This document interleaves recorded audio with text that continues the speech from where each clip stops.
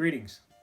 This is the commentary and sermonette on the song, He is Known by Him. This is song number 87, and I would have done this probably in the spring of 1982. I was at Whitworth Bible College, and it's in what's called Open C.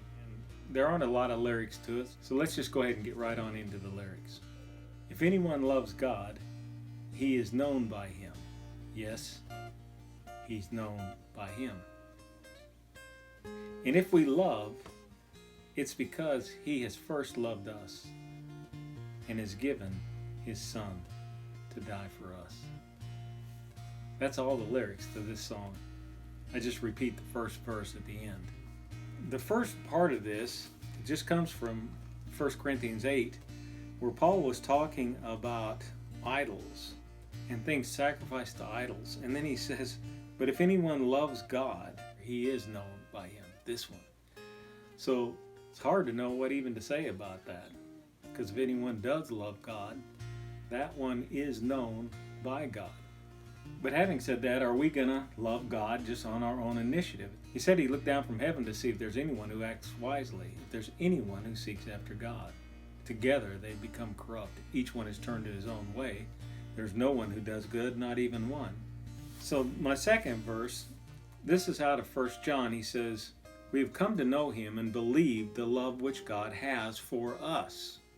Well, how do we know that? He demonstrated His love for us in that when we were yet sinners, His Son died for us. Christ died for us.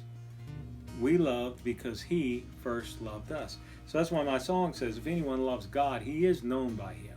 Paul said that. But if we love, it's because He first loved us. And He's given His Son to die for us. I had a note to myself on this, and I wasn't going to use it. But the more I thought about it, I thought, you know what? This is worth maybe commenting on.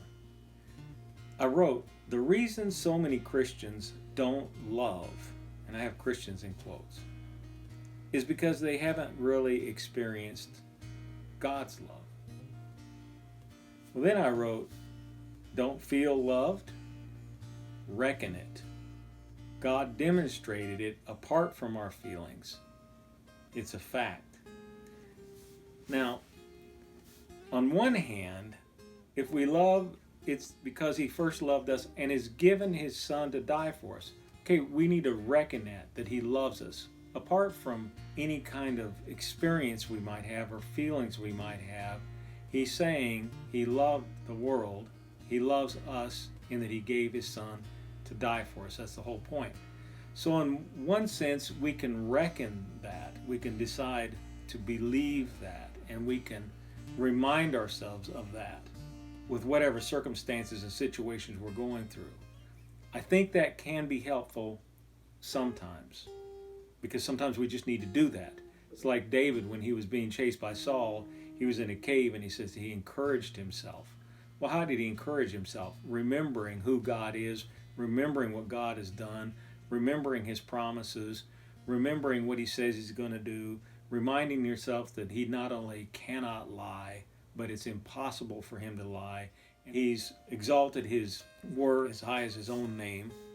So you can encourage yourself that these things are true, and our response is to trust Christ, to believe in Him, or to call upon Him. So we do all these things. We can do that. Now, having said that, I think the reason many Christians don't love is because they haven't really experienced God's love. I think there is a subjective element to this where we need to know in the deepest sense that God really does love us.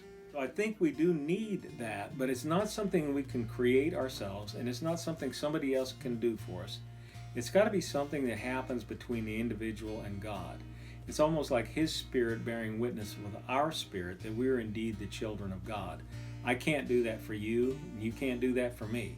We work out our own salvation in fear and trembling before the Lord, that we are indeed connecting with the true and the real Jesus, not the Jesus of our imagination, the true Father, not some granddaddy in the sky or something. I wanted to share with you one thing that happened with me very early on. Is in my first year of being a Christian. During that time period, I had a little old VW Bug, a little yellow VW. I don't even know what year it was. It only ran about half the time. Well, it had conked out on me, and it was sitting beside a hotel, and I talked to the people about it being my car so it wouldn't get towed off, and they said fine. So I was riding the bus back and forth to work. Well, that was just hanging over me because this stupid thing ran, like I said, half the time. And I lived in an apartment probably, say 6 blocks away, something like that, from where the car broke down. Well, I was riding the bus and I read this passage. Thus saith the Lord, your creator, O Jacob, and he who formed you, O Israel. Do not fear, for I have redeemed you. I have called you by name. You are mine. When you pass through the waters, I will be with you. And through the rivers, they will not overflow you. When you walk through the fire, you will not be scorched, nor will the flame burn you. For I am the Lord your God, the Holy One of Israel, your Savior. I have given Egypt as your ransom, Cush and Seba in your place. Since you are precious in my sight, since you are honored and I love you, I have given other men in your place and other peoples in exchange for your life. Do not fear, for I am with you. Well, that I love you, I just kind of read that and I said, what do you mean that you love me? A lot of times I'd ask things and I'd say, I don't know if I should ask that. It's like, what do you mean you love me? I was down in the dumps, hot and tired.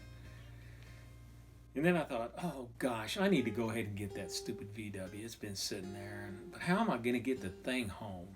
I went ahead and went over there and I told the guy I was going to try to get it. So I started pushing the thing. Well, I hadn't pushed but probably, I don't know, just a few steps. And there was a little house behind this hotel. An old drunk sitting there in the doorway, both elbows on his knees, and looked like he hadn't done anything for a decade. But anyway, he saw me pushing that VW, and then he just, like something stuck him, and he just bolted up out of there, and he came over, and he got behind the VW to push me, and he said, go ahead and get in. And I said, well, you don't have to do that. No, go ahead and get in. So he's pushing me as I'm inside it now to steer it. And as we're going, I looked and there was a railroad track I had to go up and over. And I thought, how am I going to get this thing up and over that railroad track? Well, right then a guy pulled beside me. Is a man and probably his wife and a bunch of kids. And he looks over at me. I'm looking like that. And he goes, hey, how are you going to get up over that railroad track? And I said, well, I don't really know. And he said, well, stay in there and I'll push you over it. So the old drunk guy, he just wound up walking off. Well, this guy then gets behind me. And he pushes me over it, and then I'm turning this way to go to my apartment, and then he just went the other direction and just waved. And then as I'm coasting around like that to go ahead and get it up into the parking place, this apartment manager, and this guy could not stand me because I would have Bible studies on Saturday nights and we'd be singing around a little fire out there. Well, here I'm still in the car. And he steps out on the porch and he sees me in it and he gets behind it and he pushes me right up into my parking spot. And then he just went on into his apartment. And here I'm sitting there and this thing had been hanging over my head for a week. And man, I went up to my little efficiency apartment and all I could do is fall on my face and said, thou art the Lord. I was thinking of some of the individuals I've run across in my Christian experience that are professing Christians. And man, some of them are cold fish. And I'm saying fish because I hope they're in. But they're cold and hard. I was telling David that I work with yesterday, and he's not a Christian yet, but I'm praying for him. I've been around this young man for 10 years almost now. And I told him the most aggressive behavior that I've experienced against me has been from professing Christians. Well, I think that the reason many Christians don't love, maybe it's because they haven't really experienced God's love. I think we need that in a deep way. We can't make God do anything, but he says to let our requests be made known to him, and if you feel like you need a demonstration somehow that's beyond just his factual material in the Bible, you might just ask him. Don't demand, but it wouldn't hurt to ask, would it? Just a quick comment on the photos I used in this song. The first one is from somewhere in Israel. The second one, with me and both my daughters. Then I think it's the Sea of Galilee is the third one. And then the fourth one is Claire, my youngest, and she just sent me this photo. She's on her honeymoon in Washington. I believe it's Union, Washington. And she's on a lake. They're just beautiful. This is when I'm repeating the first verse, that if anyone loves God, he is known by him. And the reason I use that photo there is because when Claire was growing up, her older sister made a profession of faith when she was a freshman at Louisville. And she'd be bringing all her friends down here to Bowling Green regularly, and we'd be in these big spiritual discussions. It was a blast. It was great. There was a whole group of them that got saved all at the same time. And they went through their 4 years at U of L, and all were really supportive of one another and very evangelistic, and it was a lot of fun. Well, Claire is listening to all this, and of course me talking and whatever, and Claire felt like God didn't even know that she existed. And so when she got in her teen years, for some reason she would still read the Bible. I've got to ask her about that. Well, deep down, the thing she was convinced of is God didn't even know she was here. And she's reading, and this is what she reads. Now Philip was from Bethsaida, the city of Andrew and Peter. Philip found Nathanael and said to him, "We have found him of whom Moses in the law and also the prophets wrote, Jesus of Nazareth, the son of Joseph." Well, Nathanael said to him, "Can any good thing come out of Nazareth?" Philip said to him, "Come and see." Jesus saw Nathanael coming to him and said of him, by the way, when it says said of him, Jesus said this to all the people around, "Behold, an Israelite indeed, in whom is no guile," no cunning, lying, fraud kind of stuff. In other words, a nice, clean, honest guy. When Nathanael said to him, "How do you know me?" Jesus answered, said to him, "Before Philip called you, when you were under the fig tree, I saw you." When Claire read that, it's like the heavens opened. She felt God speaking to her. "I saw you. I see you." Then she read the rest of this. Nathanael answered, "Rabbi, you are the Son of God. You are the King of Israel." And Jesus answered and said to him, "Because I said to you that I saw you under the fig tree, do you believe? You shall see greater things than these." And he said, "Truly, truly, I say to you, you shall see the heavens opened and the angels of God ascending and descending upon the Son of Man." So that broke it open, where Claire realized God has always seen me. And then he said, "Do you think that's something? You ain't seen nothing yet. You shall see greater things than this." So I've included that because there Claire is, and she's just happy. And the little caption she wrote, she said, "In case you haven't noticed, I'm thriving." I'm the most fortunate dad. Both of my daughters are doing great. My oldest is continuing strong in the faith. Her husband's a pastor. It's a great church, teaching their children. And even today she sent me where my oldest granddaughter is doing a skit on Peter whenever he was in prison and the angel bringing him out. She's got all these little things where the tech person's supposed to do this and that and the other. It's really cute. But she's like 8, I think. So if anyone does love God, he is known. That person's known by him. Yes, he's known by him.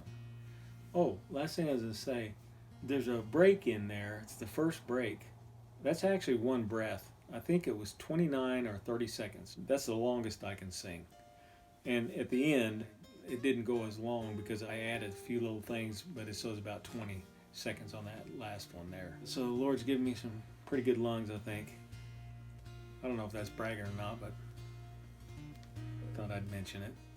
Okay, I think that's it. And like I always say, if you will listen to the things of God, you will learn great and mighty things that you not known.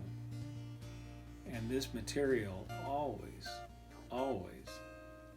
leads to a change of mind that is without regret, because God will make sure we never regret anytime we reconsider and rethink and reverse an errant conclusion we've had about something.